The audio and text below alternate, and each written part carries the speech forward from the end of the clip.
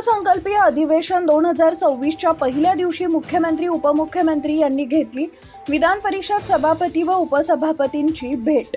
महाराष्ट्र विधिमंडळाच्या अर्थसंकल्पीय अधिवेशन 2026च्या पहिल्या दिवशी सोमवार 23 फेब्रुवारी रोजी मुख्यमंत्री देवेंद्र फडणवीस यांनी विधान परिषदेचे सभापती प्राध्यापक राम शिंदे आणि उपसभापती डॉक्टर नीलम गोरे यांची भेट घेऊन शुभेच्छा दिल्या। या भेटीत अधिवेशनाच्या पहिल्या दिवसाच्या कामकाजाबाबत आणि राज्याच्या विकासाबाबत संक्षिप्त चर्चा झाली। यावेळी संसदीय कार्यमंत्री चंद्रकांत पाटील हेही उपस्थित होते। त्याचप्रमाणे उपमुख्यमंत्री एकनाथ शिंदे, उपमुख्यमंत्री सुनेत्रा पवार यांनीही विधान परिषदेचे सभापती प्राध्यापक राम शिंदे आणि उपसभापती डॉक्टर नीलम गोरे यांची भेट घेतली।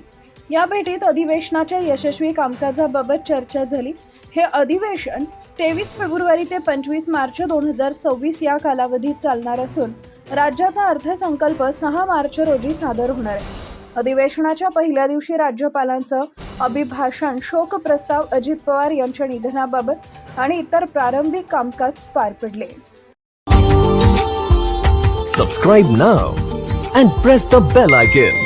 Never miss an update.